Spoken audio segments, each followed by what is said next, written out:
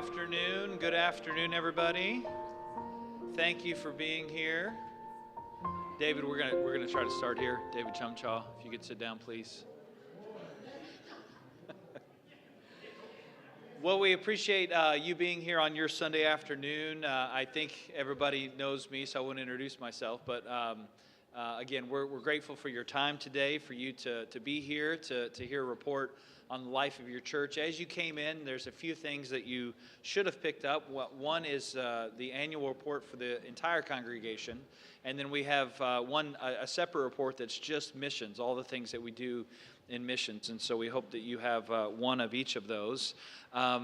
Suzanne Militzer and Stan Pritchard are going to come in just a minute, and they're going to lead you through most of this report from our lay leadership. But I wanted to say just a word about how your church is structured and how we operate. We certainly have our staff and all the things that our staff does, but we have a great group of lay leaders who serve you in a variety of different ways. Suzanne, in just a moment, is going to introduce you to our executive lay leadership. That's the main leadership body of our church. But working alongside them, we have 3 subcommittees. We have a finance team, which reviews our financials every month. They set the budget for the year. We have our facilities and operations team, which they oversee the facilities and the operations. We like calling things what they are. So they have a pretty big job. And then maybe the team that has the biggest job is leadership and oversight.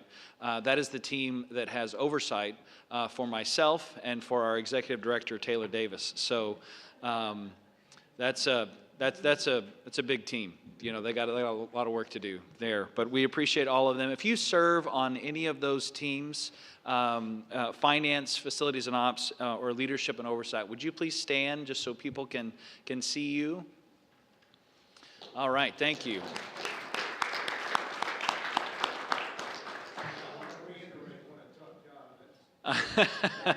John said he wanted to reiterate what a tough job it is to serve on leadership and oversight. One of the other great things that team does is they periodically through the year, at least once a year, they'll get together with our seminary students and just share a meal with them, encourage them, and so we appreciate their connection to the next generation of pastoral leadership as well. As you maybe as people stood, but certainly as Suzanne comes in just a moment to share about ELL, you're going to see their faces on the screen. And what's going to happen, I'm sure, for almost everybody in here is you're going to see someone, you're going to go, I don't know who that is. I didn't know they went to my church. And the reason for that is because we do try to be very intentional in recruiting people to serve on our teams. They serve in 3-year rotations of making sure we have representation from our entire church.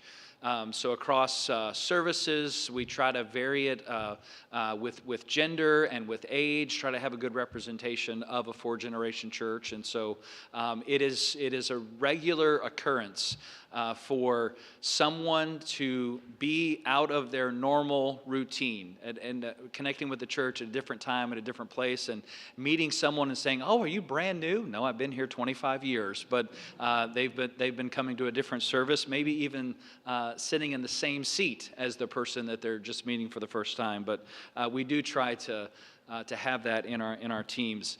I want you to know that we will have question and answer at the end, so if you have any questions about what Suzanne or Stan share or anything about the life of our church, we're more than happy to answer those, and I'll stay as long as you would like to answer any questions that you have. So let me open us with a word of prayer, and then Suzanne and Stan will come and lead us through this report. Holy and loving God, we give you thanks for your church. And we give you thanks for First Methodist Mansfield. We thank you, Lord, for the faithfulness of today and all of the generations that have preceded us, that you, Lord, have given us the great honor of being a part of such a legacy of faithfulness in this community through this amazing church. And so thank you for all those here, and we pray your blessing over this time. In Jesus' name, amen.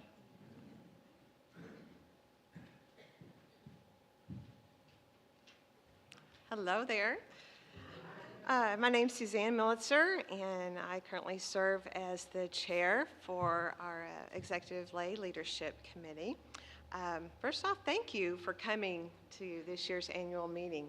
We're committed to keeping you informed on the state of our church through these meetings, and it's always good at the beginning of the year to take a step back and look at the previous year to see what all we've accomplished together, because I know we all want to share in the mission of making and maturing disciples of Jesus, and loving God, loving others, serving the world. So to that end, we're very excited to share with you what all we've done to accomplish that, and it's through your faithfulness. We always want to give God the glory, but we want to make sure we say a heartfelt thank you to everyone here, because if it weren't for your prayers, your presence, your gifts, and your service, none of this would have been possible. So we thank you for that. So I'd go ahead and like to introduce the ELL team. Like you said, and if you're here when I introduce you, please stand up. There's our faces. Mike Leeser serves as the vice chair. David Trimble, facilities and ops chair. Melissa Dvorak, leadership and oversight chair. Stan Pritchard is a finance chair. And we also have Penny Voss, Amy Harden, Jerry Peterson, Carrie Garcia, Kim Bobbitt, and Scott Morris. So, thank you.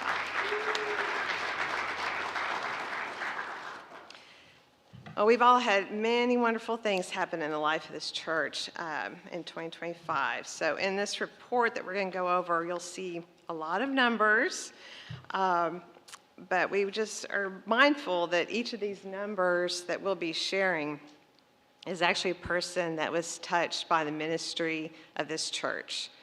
And we know Jesus is relational, so we really want to celebrate that each number is a person. So no better place to start than with worship.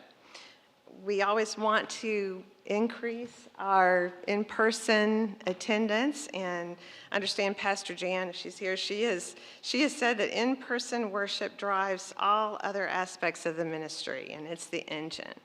So with that, we are thrilled to report that our in-person attendance is up 5.8%. That's across all 5 of our weekly services: the Thursday night Celebrate Recovery, Saturday night service, the 9:30 Cornerstone, 11 o'clock Traditions, and 11 o'clock The Well. From that, we have welcomed 99 new members and had 27 baptisms. So we celebrate all that. And with that, I will turn it over to Stan to talk about discipleship. We'll be going back and forth here.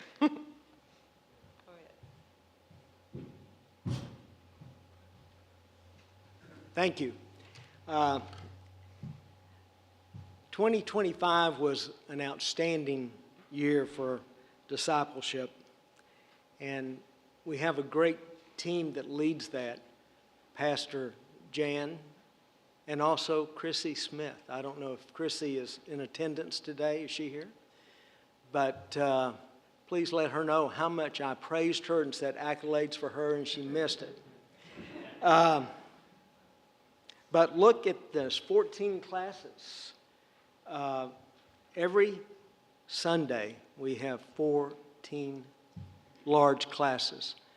And it's an amazing thing. We've expanded down into Building D, and you know that that has the 3 large classes in the gathering room. Pastor Mike has been down there.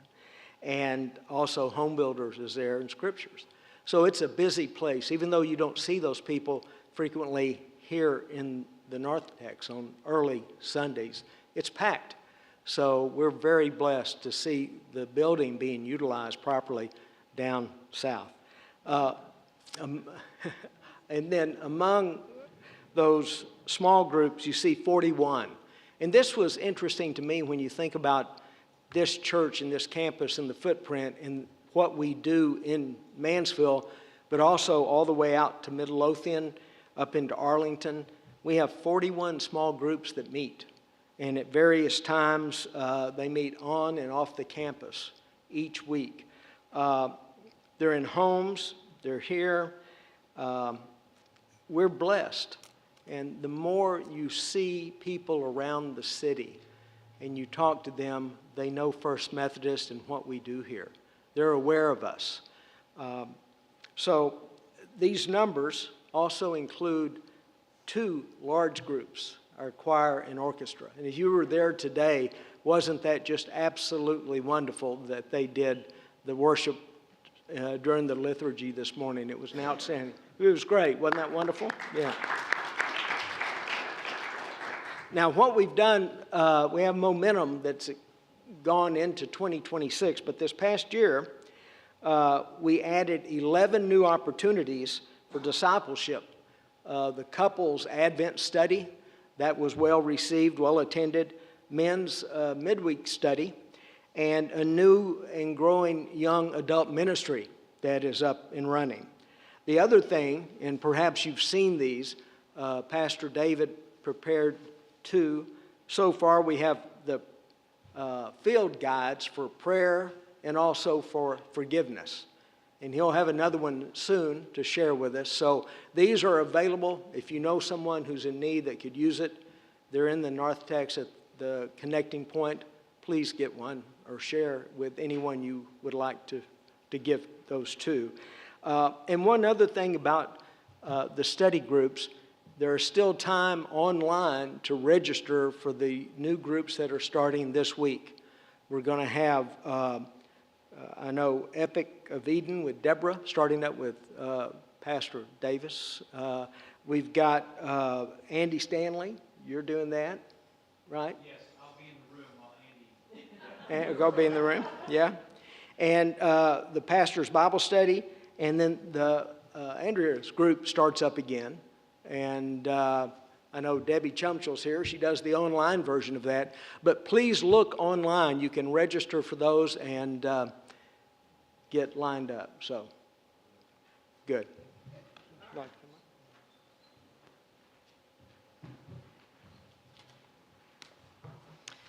Missions and serving. Well, there is so much to cover in missions and serving that we have a whole nother book. So y'all might have gotten that. This book will go into much greater detail. I'll just highlight a few of the things. Hands of Christ. Stan will talk about Hands of Christ a little bit more since he's involved, but we've had 667 volunteer hours in that. The food ministry, you can see, that's a lot of pounds of food. That encompasses Feed the Kids, Heart Meals.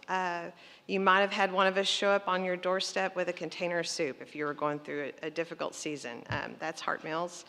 The monthly senior lunches at the Mansfield Activity Center. We provide the food for that each month. And of course, our own food pantry in Building D and Meals on Wheels. So the book has more information, but as you can see, it's just a lot of hours and food. And of course, most recently, y'all remember all the angels that were adopted, 490 angels this past year. And there is a page in the book that will detail all those numbers broken down, so I don't need to go over that with you. But that's a lot of angels, and this church was very generous, so we thank you for that. And I feel like most of y'all are probably involved in one way or another, but if you would like to be involved with any of these wonderful missions, Susan Luttrell and Andrew Hudson would be happy to help get you plugged in, wonderful ways to serve. There's also a weekly missions and serving email if you'd like to sign up for that. Yes.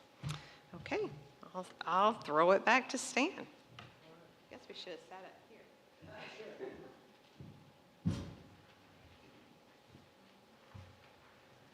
I wanted to speak for a moment about Hands of Christ, Susan Luttrell and Andrew Hudson. You can see, if you look in this book, the impact that Hands of Christ has had. In 2024, we had 90 volunteers. Last year, we had 150. Isn't that amazing? And on Saturday mornings when we meet, we do 3 in the spring and 3 in the fall.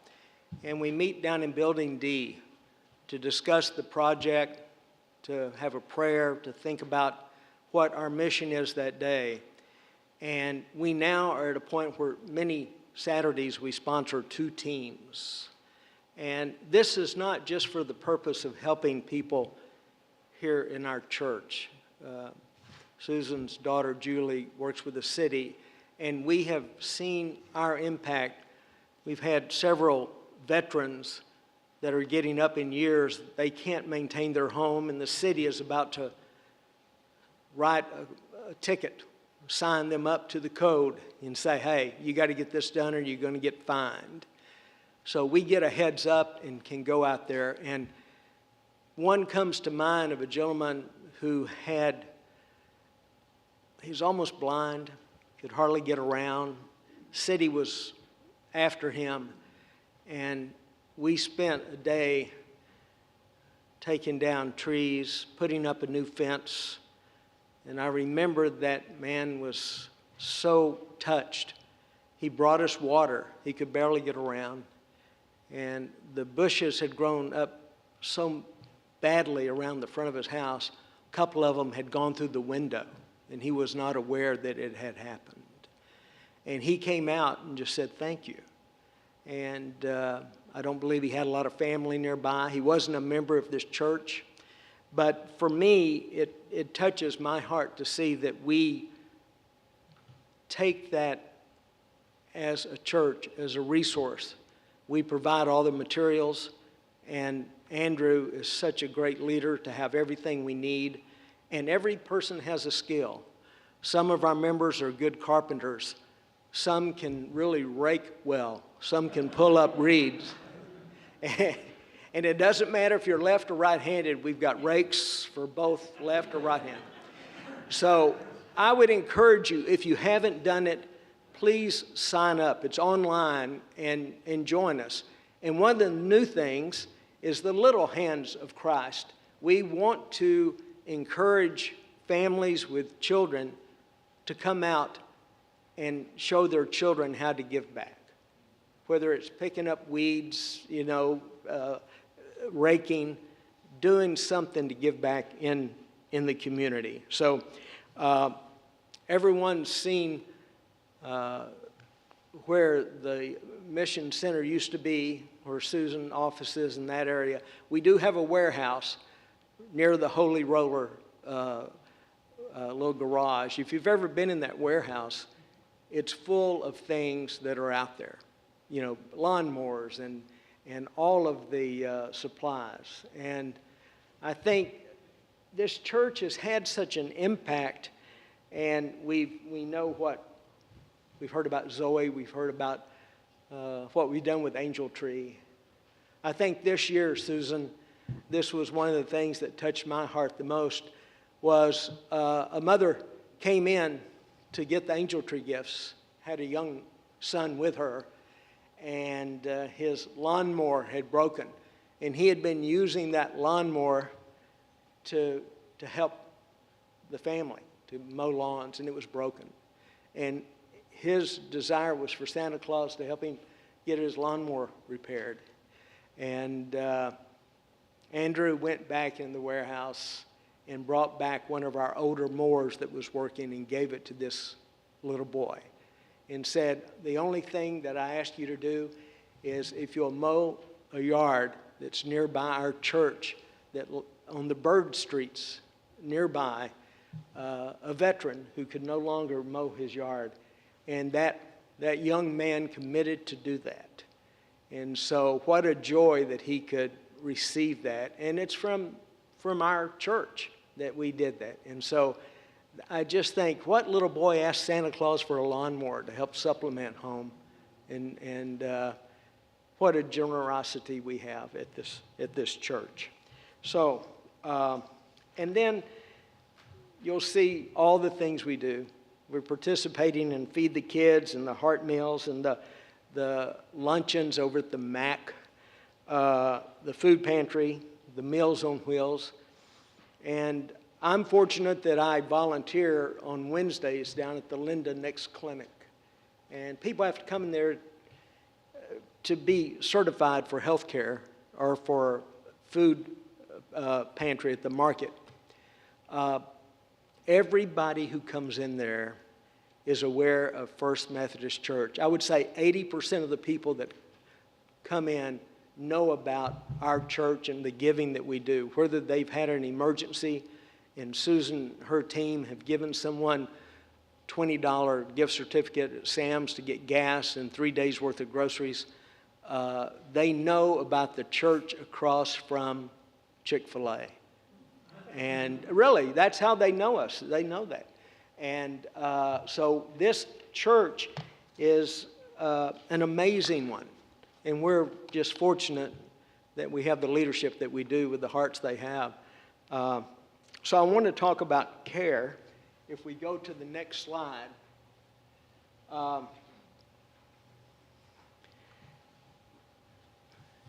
Our mission is to grow discipleship, but it's also to take care of loved ones. It's to take care of our community. And we know the community has more needs than we're capable of filling, but we're going to be there, we're going to try. And we've done something this year that is close to many, many of us. If you've ever had a loved one with Alzheimer's, dementia, or the beginning of that, there is now a online care support for that purpose. And it is for children, for parents, spouses, anyone who would be a caretaker, caregiver for someone with memory loss.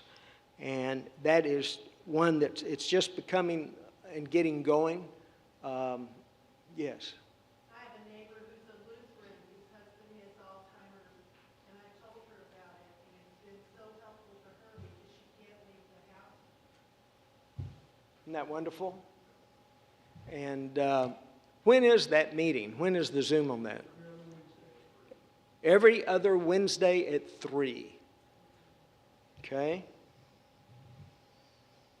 Now, if you look at the slide, you'll see there were 31 funerals. And just to mention that this church serves the community. Those 31 were not representative of members. They weren't all members of our church. But David and the pastors want to care for this community. So, unlike some other churches, this church is available to support families in time of need. And so they can come to us and we will help them. So be mindful of the fact that we're not closed to helping anyone, member or not. They can come here. 2,117 prayer cards were sent out this year. And we have a team, a ministry here that they write those prayer cards. 325 Journey Through Grief books were distributed this year. And included in the 7 groups, we've got divorce care. It was something that I've participated in often with Kathleen Blevins. In this last spring and fall, we've had significant ministry. We've cared for people that were in the low of lows. They come in, they're worried, they're desperate, they're crying. Our goal was to have them leave there with joy in their hearts for God, that they're going through a rough time and it's going to be okay. And I just want you to know we've had a woman come with a 6-month-old baby, and we had another woman divorce after 52 years of marriage. And so these people are hurting, but they leave with a smile on their face and joy in their heart to know that God will walk them through whatever's ahead. And so the other group that is extremely active is the breast care support group. And I believe they meet, there's 2 groups for that. And all of these are online. If you would have a need, just look online and you'll see all the different varieties and the times. And you'll see care chaplains, 39. Some of them do visits in hospitals and nursing facilities. Some have specific care receivers that they see and call and have contact with. It's a variety, and those care chaplains give so much support. They're an extension of the pastors, and we're appreciative for those people who serve in that capacity and always looking for more. If it's in your heart and you'd like to do that, please give it prayer, give it some thought, and consider. So, Suzanne, next generation.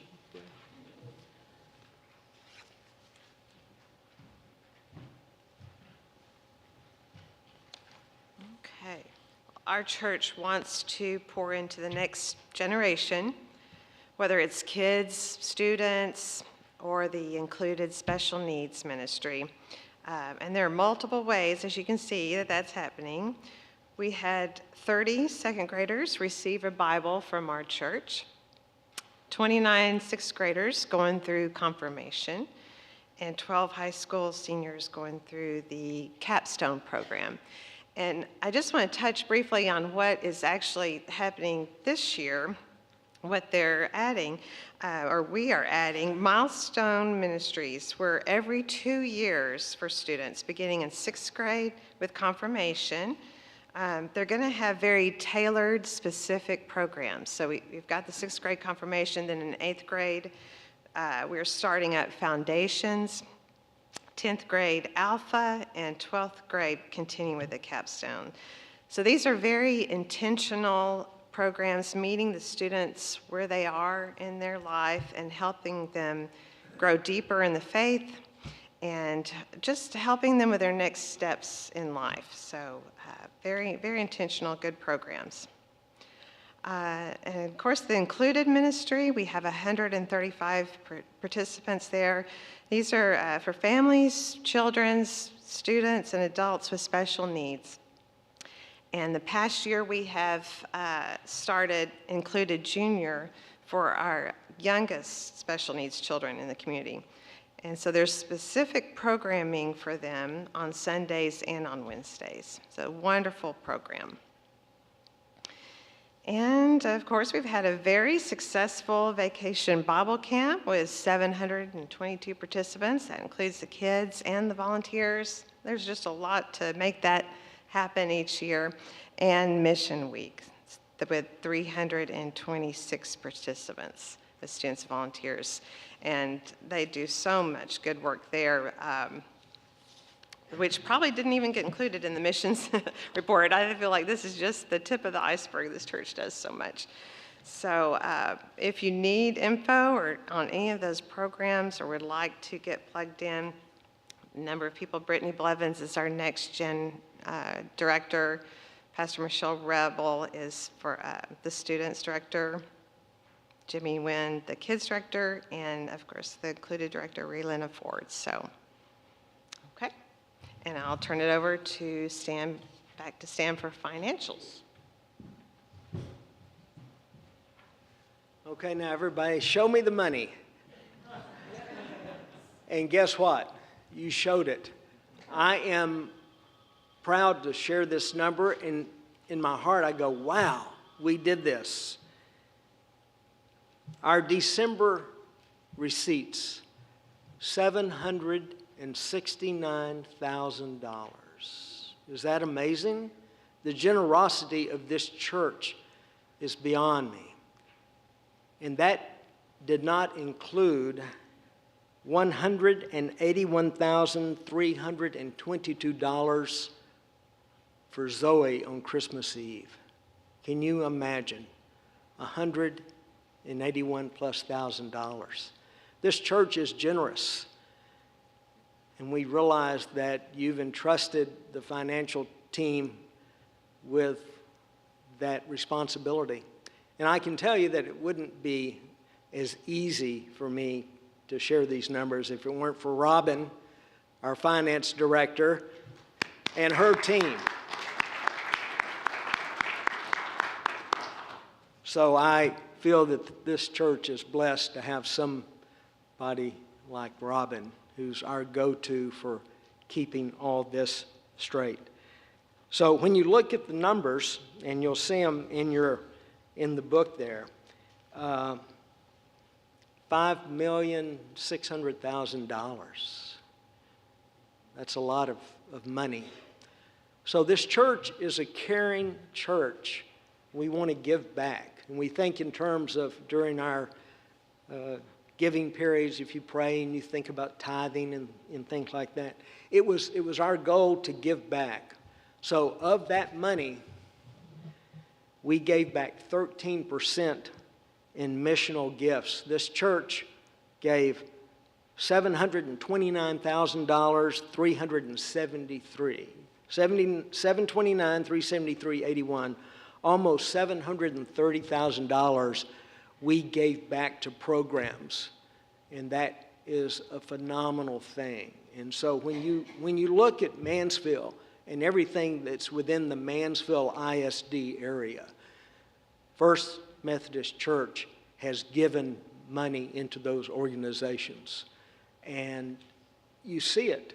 I see it at the Mission Center. I see it in the clinic.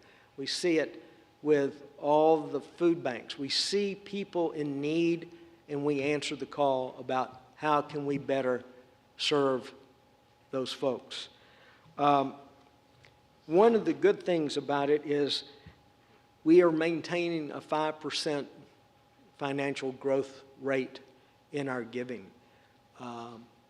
So I would invite you when you leave, if you'd like to take it, we have a copy of the financials for you that you can look at our receipts, our revenues, our designated giving, our funds. We're very, very blessed to have such a generous congregation.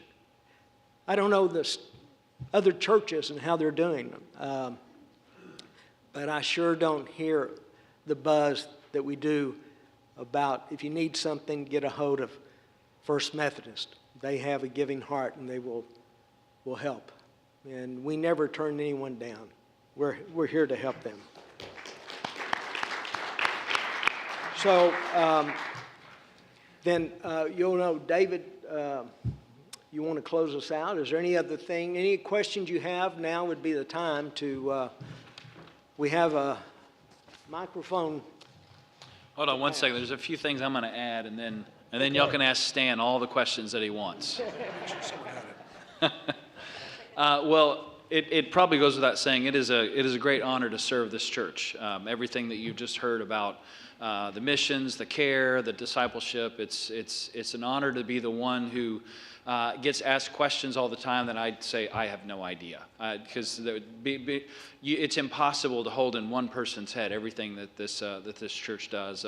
I'm very proud that I can pass by at any time and there's cars in the parking lot. I don't know what's going on, but there's something all the time. And so the facility that this church over the course of generations has built and made available, you may not think about it in this way, but I certainly do. I am grateful that those dollars are being used so effectively. There are many churches that have wonderful facilities that they use for a couple hours a week. That is not the case here, just in case you haven't been here at any point during the week. We're almost all the time. We have people in our building and ministries happening. And it has been a great year in all these different areas that have been mentioned for you. I do want to say a word about, just a special word of thanks to, if you look at that care number there, and Stan said this, but I just want to make sure this was heard clearly. Our care chaplains are an extension of our pastoral staff and our pastoral ministry. So that's something that we take a great deal of pride in.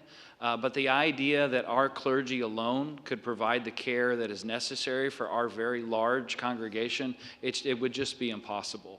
And so we have some great people who are working in that area. Lexi, who works as our care ministries director. Lexi, will you stand up? Those 31 funerals that, you can clap for Lexi, that's great. She's also one of our seminary students, by the way, as well. And then Jennifer is in the room. And Jennifer, will you stand up? She's also one of our seminary students, so we celebrate her. And then I think, let's see, Michelle and Michelle's on the floor back there. Michelle, stand up. Michelle is at Truett. Yeah, she's getting a little older.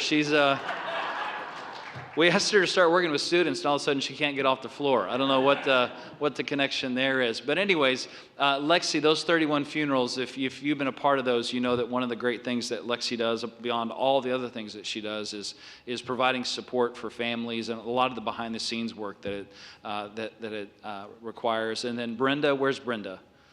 Brenda Beaver right here. If you've been in the hospital, you've probably seen Brenda. Brenda gets to see people before we even know that they need to be seen. I told her I have never met anyone with the capacity of care as Brenda, and so we greatly appreciate her ministry among us. And then on all the other areas, I don't want to leave anybody out. I will say a word about the milestones that Suzanne mentioned. This was a dream that Michelle had many years ago. We do this great program. It's been a part of the life of our church for so long. This confirmation process, a journey that kids go through. But what do we do after that? And so out of that grew this vision for these various milestone programs. Capstone is for seniors. We've been doing Capstone for many years. They meet in the spring. For anyone who's had a teenager, you know that as they get further along in high school, they get less and less interested than pretty much anything. But one of the ways that our kids stay connected is through our Capstone program. And they meet every Sunday night, and it's a lot of practical stuff like how to do dishes or laundry or how to cook and change a tire. A lot of things that kids, go off to school not knowing how to do, but it gets them together. They build community. So we had those kind of two things on the end of the student experience. But then Foundations, you might think of it as what we're doing as a church-wide thing. It's about practices. It's how do you practice your faith?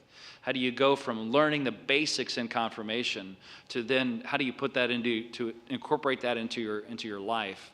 And then Alpha, you can think of Alpha as like confirmation part 2. So there's things that kids are able to grasp at the 6th grade level about the Trinity, which is a little bit. But then there's, at a much later age, they're able to really ask questions and dive deeper into that. And so you see there, you got 6th grade, you got 8th grade, you got 10th grade, you've got Capstone. And those are actually all happening right now. Like not exactly right now, because of course Michelle's in the room, but they all happen through the spring. I didn't know this till this morning. Again, there's a lot of things that I don't know are happening. But Michelle, where are you? Yeah, I'm sorry, you have to get up the floor again. There are chairs. I don't know what. So confirmation is right after 11 o'clock service. Foundation and Alpha are both right after the 11 o'clock service after church. And Foundations is at 11. Foundations is during the 11 o'clock service. Oh, there you go. Yeah. Yeah, and Capstone will be this evening. Okay. They meet from 6 to 8. So we're really excited about it. It's been really fun. I was talking about, you gave me the microphone, but just watching the students mature physically, but also just in their faith and connecting the dots. So it's really fun to see them at the different stages in their faith and growing up and connecting the dots of who Jesus is to them. So, Yeah.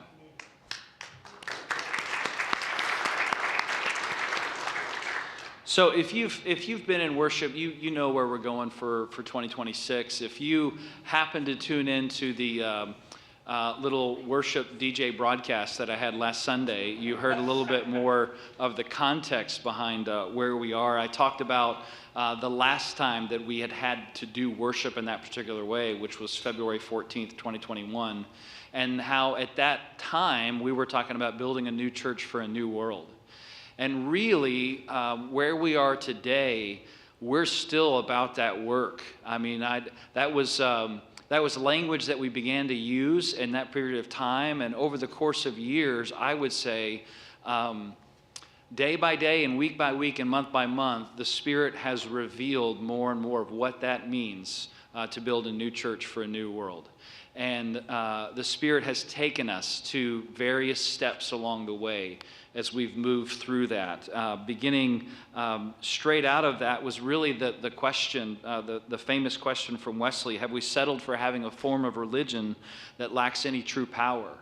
That's a question that we seriously asked ourselves, beginning really at that particular time as we thought about building a new church for a new world. How do we address that? How do we begin to not only continue the work of the church, but do a better job of enabling people to mature in the Christian life? Some of you may remember we spent 3 long seasons in a series called Real Christianity. Season 1, Season 2, Season 3, it was basically 3 school semesters, which we did. Some of you may remember that those were based off of the 44 standard sermons of John Wesley. And so we really just felt a conviction at that time. We want to go back to the basics of Methodism. And we built that entire long journey off of those essential messages of our heritage. And then out of that, really, that's where practices came from, was the idea that we really want to invest very carefully, intentionally on the practices that actually lead to maturing in the Christian faith. And so we've done Sabbath, we've done prayer. Hopefully those are things that you have added into your life and continuing to incorporate, not setting them aside, but building our life with those in mind. And then this year we're looking at fasting. And someone made a comment to me this morning about getting more feedback about all 3 of those. And one of my responses to that was, this year, one of the things that's really exciting to me is beginning to see how these 3 practices are woven together. In other words, fasting, the meaning and value and really the richness, if you will, maybe that's not the right word to use with fasting, but I'm going to go ahead and use it. The richness of fasting really comes to light when it's paired with an appropriate understanding of feasting. And Sabbath is a time to feast. So when you have both of these things in your life, you have it's a healthier way of understanding life and living in relationship with God. I read something many years ago that we don't know how to feast because we don't know how to fast. If you eat 3,000 calories at every meal, Thanksgiving's not that exciting, right? But when you treat your body as a temple, then when you have the chance to feast, to Sabbath, to enjoy the presence of God and the presence of family and friends gathered around a meal, there's just a richness to that. And what would fasting be like outside of its deep connection to prayer? I mean, so you see what I'm saying? These are starting to weave themselves together, and I hope that you're experiencing that as well. So I've got a few more notes here, but let's go ahead and just open it up for any questions that you have. We have some catch boxes in the room. If you've never seen these before, they're little foam squares. Thomas has one back there, and Sari has one. You can toss them around the room. They'll bring them to you, but they got a little microphone inside, and so if you will use that to ask your question, then people who are online can hear your question. So Ken's got his hand up down here. And anybody else, we've got 2 of them, so just throw your hand up and we'll share those around the room. Yeah, not exactly a question, but a comment, David. Beth and I just went before this meeting to one of the local hospitals to visit a friend who's in the hospital and her husband. And when we got there, their pastor was there. He happens to be the pastor of the Mansfield branch of Rush Creek Church. Some of you may know him. His name's Stephen. But when he found out where we go to church, he was just effusive in his appreciation for the mission work and the work in the community that First Methodist does. He went on and on about what a great church it is for that reason. So I just wanted to let everybody know. Thank you. This is 3. Johnny, yeah. And I know it's a moving target, but do we have a estimate or gut feel on the number of members we have? No. A gut feel. Yeah, just so I do get asked that question on a regular basis. And so let me see how to answer this question. When we disaffiliated from the United Methodist Church, part of what we stepped away from, and I'm just going to be very honest with you and very direct with you, is we stepped away from a very unhealthy way of evaluating the health of a local congregation.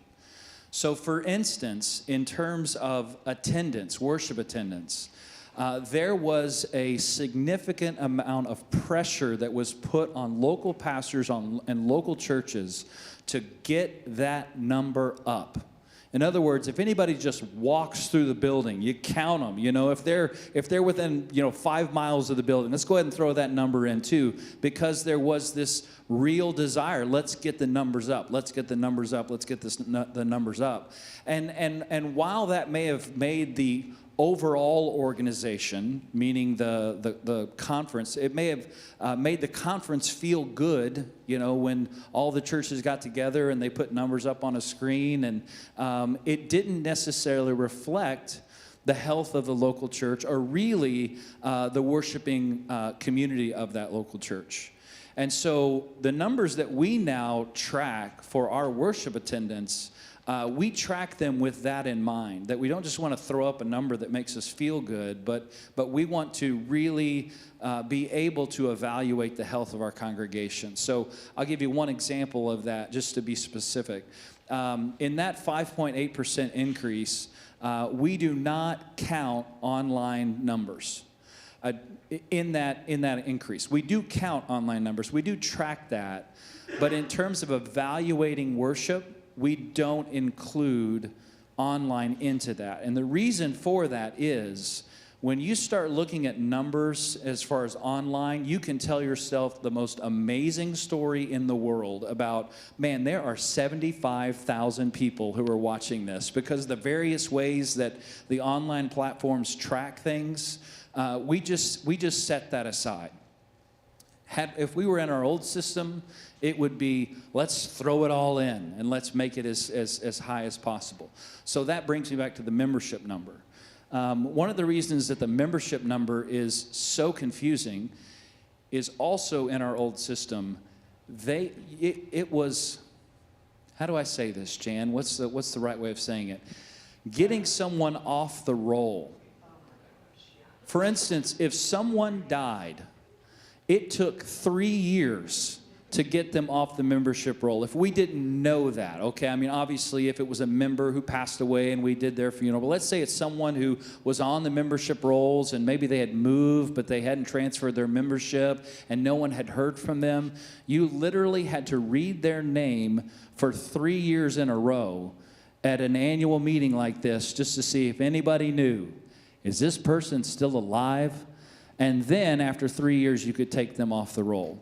So there was a real discouragement to even having a real number for membership. So Amanda may be able to give me, or one of our, sorry, she's just looked up like, we could probably give you the number of people who are in our database, but it's not the best reflection of the health of the congregation. It's thousands. I don't know what else to say besides that. Well, let me rephrase it a little differently. Average-wise, in our 5-6 weekend services, how many people attend? We average about 1,000 butts in seats. That's our terminology that we use, butts in seats. So that is people who are seated in the worship space that worship service is gathering in. So again, it doesn't include online numbers. It doesn't include, there used to be an encouragement to include nursery and some other things. That's just adults in the room. And pre-COVID, just because that's usually the follow-up question, pre-COVID, you got a number for me? No? Well, you wanted the microphone. What do you want the microphone for? I didn't want the microphone. This is my Amanda answer- Hardiman, our communications director, by the way. Lexi. My answer is very similar to David's. Because people don't move off of our rolls, we have a lot of people in our database. So pulling reports for giving and things like that is just a little bit easier. So I don't have an exact number because it wouldn't be accurate anyway. So it's hard to tell. Yeah.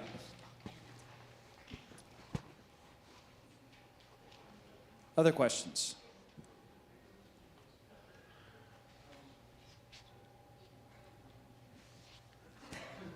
Pastor, since we disassociated from the United Methodist Church, where are we standing right now in affiliating with other churches that are like-minded with our own as far as our beliefs and where we want to go in the future? So we are a self-governed, independent Methodist church.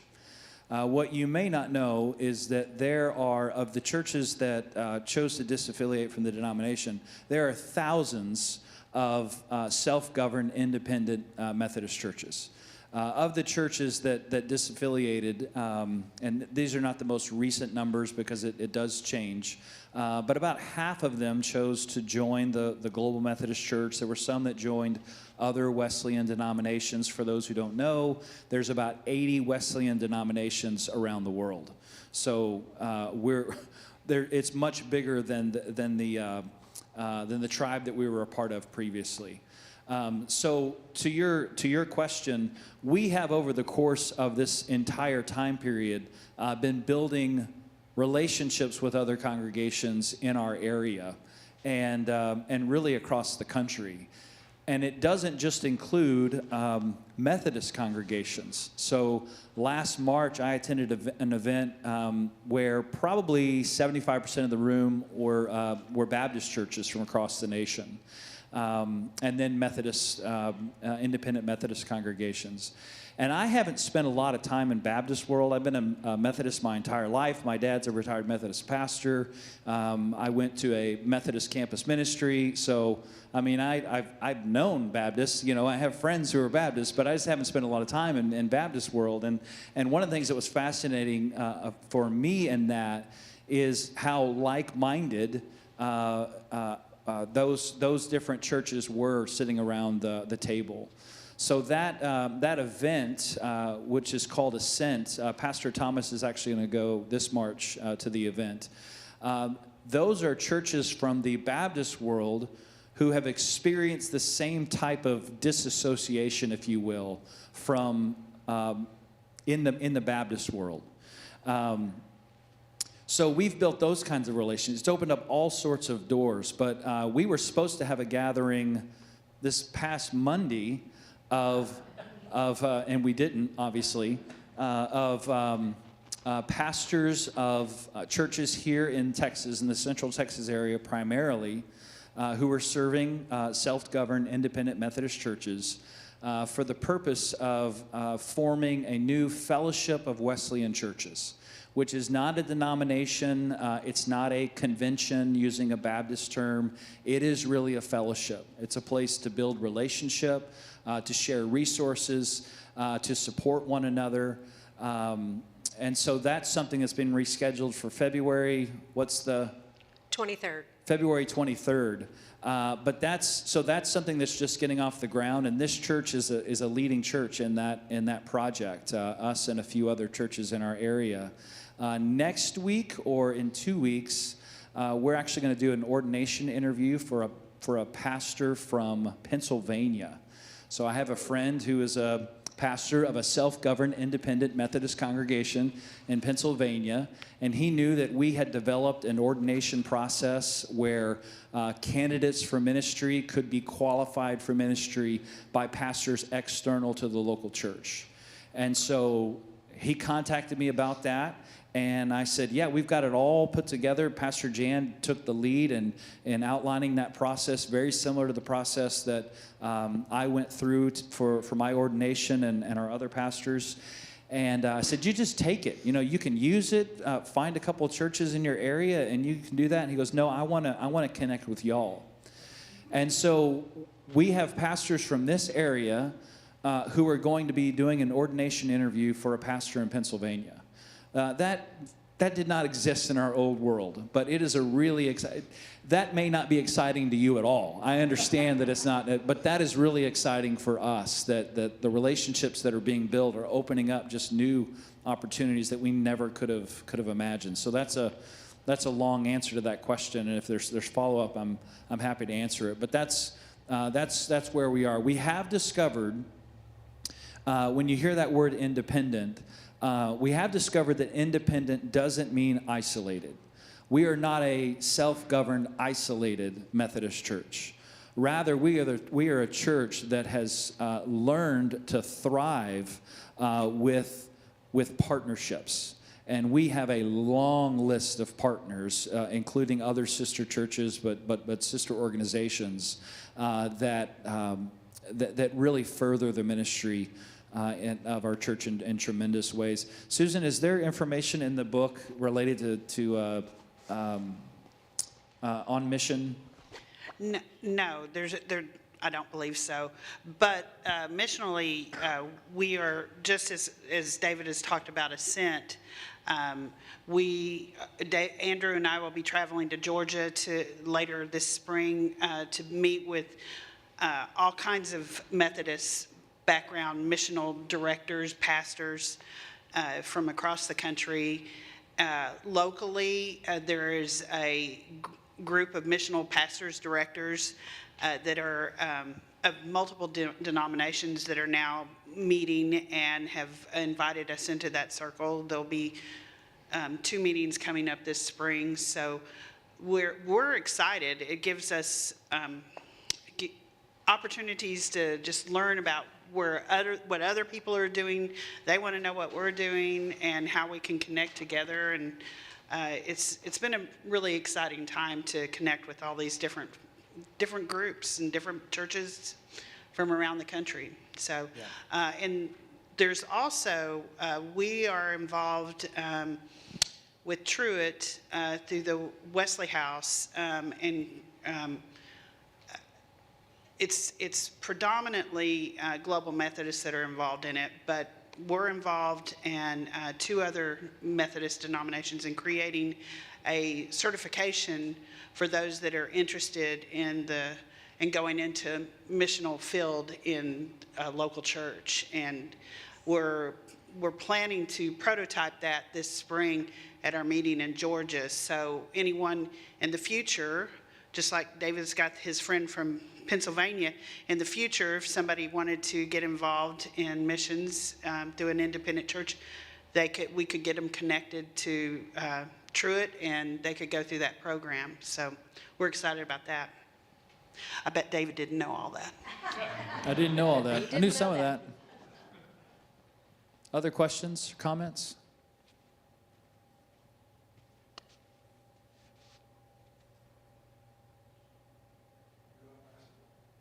I know, I can do this all day, people. I can do it all day. Well, if you do have any, we'll be happy to stick around. If you would join me in saying thank you to Suzanne and Stan for sharing this presentation. And then, finally to all of you, if you just look at the way that we organized the booklet, financials is last. And one of the reasons for that is that everything that comes before it, we can say at the end, as Stan did, it only happens because of your generosity. You've heard me say it many times before, everything we do together. And so we celebrate all of these things, but without our shared sacrifice, none of this would be possible. And so thank you for loving your church. Thank you for investing in your church. And thank you for who you are. So Brenda, would you come and close us with a word of prayer?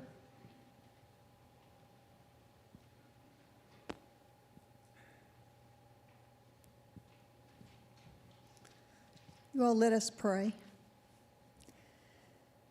Loving and holy God, what a great, great privilege it is to be called by you, set forth by you, and then our paths directed by you to serve and love others in our world, not just in this city and not just in this state, but in the world that you have placed us to live.